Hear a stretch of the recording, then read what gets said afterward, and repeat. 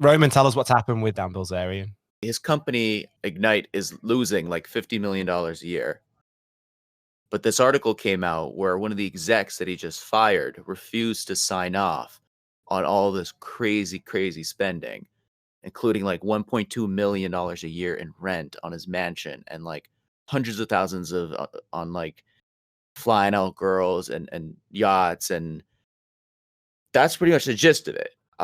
You can make a case this is all ad spend or marketing spend, but it sounds like investors don't agree on the spending, and it sounds like the money's just getting sucked out of the company, and it's all coming to light now in this lawsuit.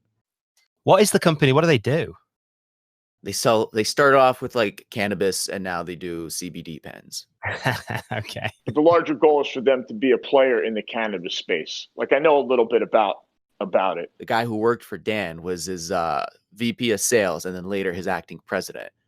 He was fired after he wouldn't sign off on all these expenses that the accountants flagged, like over $1 million in personal expenses in a company that lost $50 million last year. So this is where it all just gets kind of muddy. Yes and no, though, right? It's a little different, though, isn't it? I could see both sides of it. I could see Dan saying, well, this is part of the marketing spend. It's how people pay attention to me and the company. I take these girls out on yachts. I blow $1 million on a mansion and rent. This is all part of the business. Right. If everyone's in agreement that that's going to be the marketing budget, which it doesn't sound like it is. When you say everyone, who do you mean? The board, the investors, whoever put the money. Like, if you guys gave me money, wouldn't we have to sit down and look at our roadmap for the next few quarters and say, okay, we're going to allocate X amount of millions of dollars to marketing or acquisition? And then if I go behind your back and I blow $1 million in rent on a mansion, wouldn't you be like, hey, what am I giving you money for? Okay, but my only question for the board and the investors is, why are you investing in Ignite Cannabis? You're investing in it because of Bilzerian, right? Like, you're investing in it because this guy is larger than life and his image and his marketing is going to drive the company. You're not investing in the company because he has a track record of like, so sure. His lifestyle is what drives the company. Right, but if the company lost 50 mil in 1 year, is the company being driven? Well, I would say in the cannabis space that right now with all the okay, look, you have to look at the cannabis space almost a little bit like an Uber or a bit or a cyber currency, a cryptocurrency space.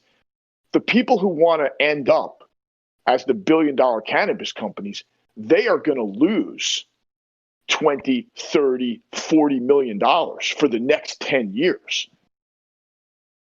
Because it hasn't been figured out yet. Like, there's very few cannabis companies in the country right now that are actually turning a profit. You're talking about major companies with large R&D budgets. You're not talking about mom and pop. They pivoted. Maybe they had to, but when you invest in the company, you're investing in his brand driving the company, right? Like, that's your advantage. That's your marketplace advantage, is that you have him driving your brand. It's a great job. Yeah, but I mean, that's like, if you hand Ignite Cannabis a check for, if you're Sequoia Capital and you hand Ignite Cannabis a check for $5 million, you're not doing it because they have tremendous R&D or because they have these scientists behind it. You're doing it because he is basically a one-man marketing machine, right? Yeah, but if you're not making money at the end of the day, what does it matter? So first of all, they pivoted. They're no longer they pivoted to purely a CBD company for whatever legal reasons. Right.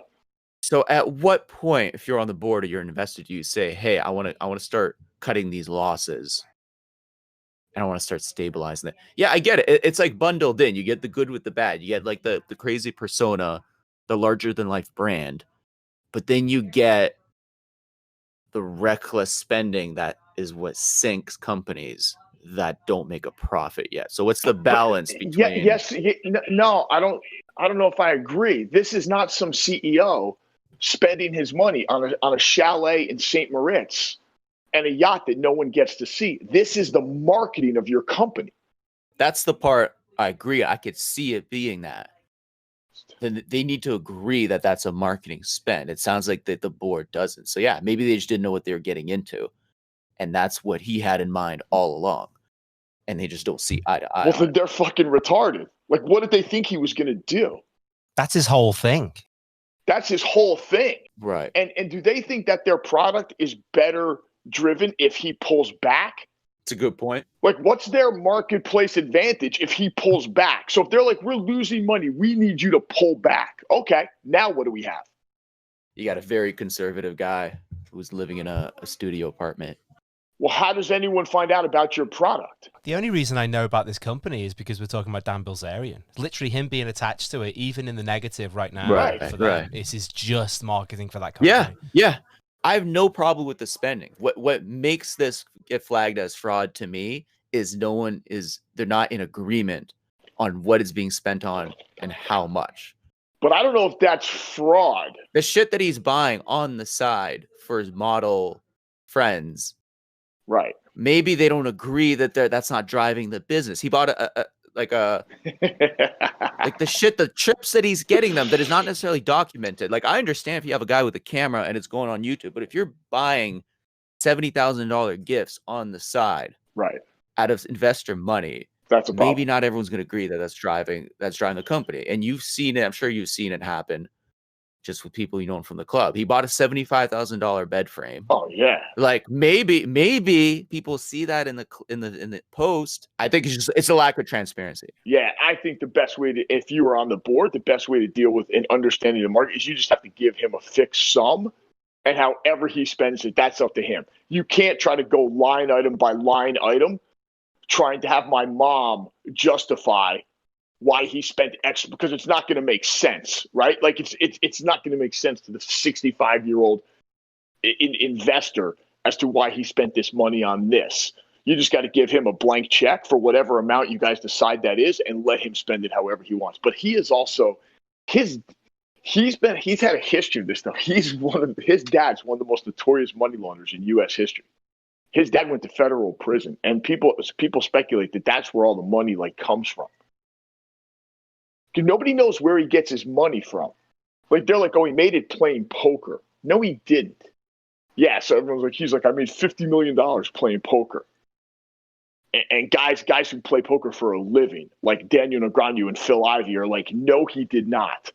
But poker's a great way to launder money, because there's no real way to, as long as he declares as long as he declares the money. Like, if he says, hey, I won this money here, I won this money there, and he declares it, you've basically laundered the money. I guess my question is, if it's a marketing spend, why did he fire the president for bringing it to light? I guess it's just company information he didn't want out. Okay, there's $65,000 here spent on a Star Wars set. Like, maybe that's for the brand. Like, I don't know.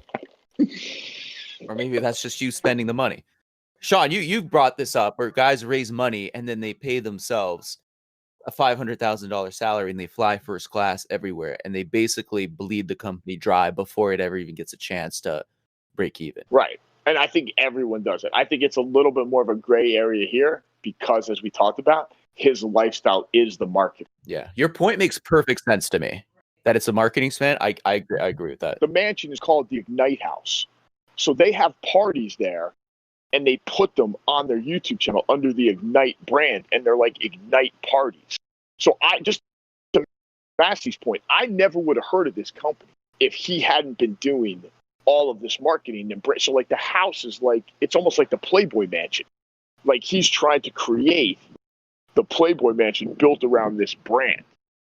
Yeah, so I mean, obviously, like the $60,000, $70,000 on gifts is fucking. I want to kind of see what kind of Star Wars set he got for $70K. Yeah, sounds pretty sounds awesome. Sick.